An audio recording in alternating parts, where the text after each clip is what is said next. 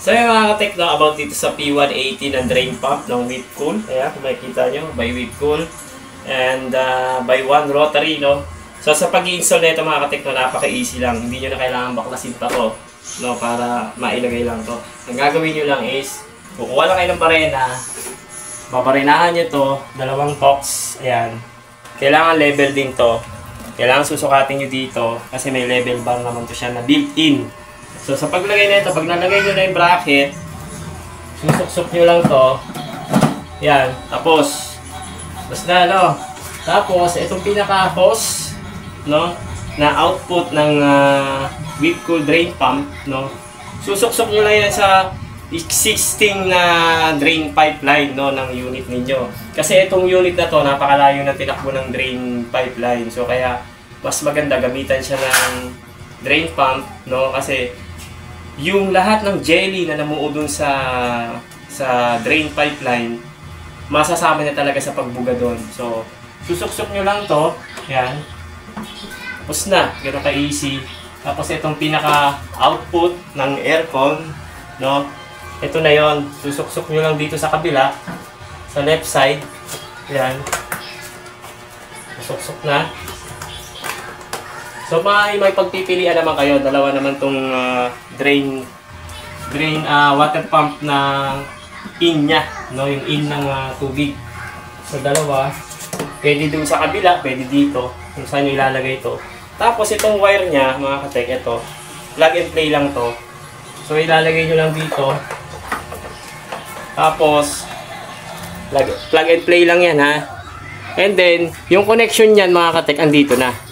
Ito, kung makikita nyo yan, ayan, power line. So, neutral at saka live.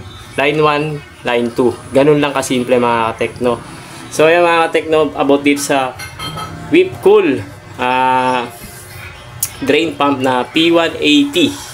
Ayan, ganun lang kasimple mga katekno. So, ayusin lang natin yung wire. Tapos, papaganahin na natin. So, ayan mga katekno, matapos nating i-connect nga dito, and then, i-actual natin siyang papaganahin para makita nyo, no? So, kung makikita nyo yung level bar, ayan, no? Diba? Pantay na pantay yan, mga katek. Ang ganda. Ayan. So, huwag kayo mag-alala. Itong drain pump na to is hindi maingay. So, yun, mga katek, no? I-on natin ngayon yung aircon muna, syempre. Ayun, on natin.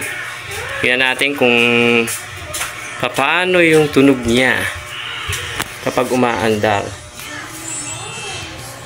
So natin, ayan, nakabukas na aircon. Ayun, no.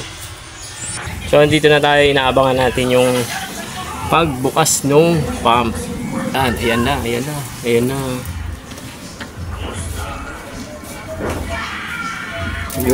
O, diba? O, yun, no. Nasasama yung jelly. O, yun, no. Daming jelly. Kaya mas maganda talaga pag may drain pump. Saglit lang, oh. Saglit nyo lang nauubos yung laman ng tangke nung pinaka drain pump, ano. Yun ang kinagandahan. So yan, ipapakita ko naman sa inyo kung bakit tayo naglagay ng drain pump dito. So yan, kung makikita nyo, ito yung pinaka unit natin. Ayan. Tingnan nyo yung haba, ha. Ang haba niyan. Ayan. Haba niyan, oh. Punta pa sa labas. Ayan. Ayan. Kasi no choice na yung unit na to, eh. Kasi hindi siya pwede dun sa likod. Kasi kabilang bahay na yon. Ayan. Haba, di ba? Tapos ito na yung butas. Ayan, oh. Ayan. Ayan na yun. Lumabas siya, tapos bumaba. Ayan na yung drain. So kung wala kang drain pump, yung jelly talaga may iiwan dun sa loob ng drain pipeline. So yun yung kadalasang namomblema ka. Tumutulo na yung aircon mo kasi barado na dun sa pinaka primary drain ng unit, no? Kasi ang mga aircon may tatlong drain yan. Primary, secondary, third. Yung secondary sa gitna ng blower wheel. Yung third drain, yung nasa likod ng unit.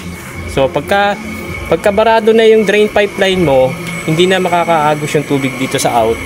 So mapupuno yung sa primary drain mo, ang mangyayari, tutulo na yon, no? So mas maigi talaga na may drain pump tayong ginagamit, no, lalo na tong drain pump ng Whipcool na P180 by One Rotary. So yung mga ka-techno, napakita ko naman sa inyo kung paano siya i-install, napaka-easy. And then, napakagandang gamitin sa mga unit ng aircon, lalong-lalo na sa mga malalayo yung tinakbo ng drain pipeline. So, yung mga jelly, hindi na may iiwan dun sa loob ng tubo. So, maitutulak niya na papunta ng out. So, hindi na aapaw dito. Ito yung sinasabi ko sa inyo, yung primary drain nandito yon. Secondary drain, nasa gitna nito. Third drain yung nasa likod ng unit na to.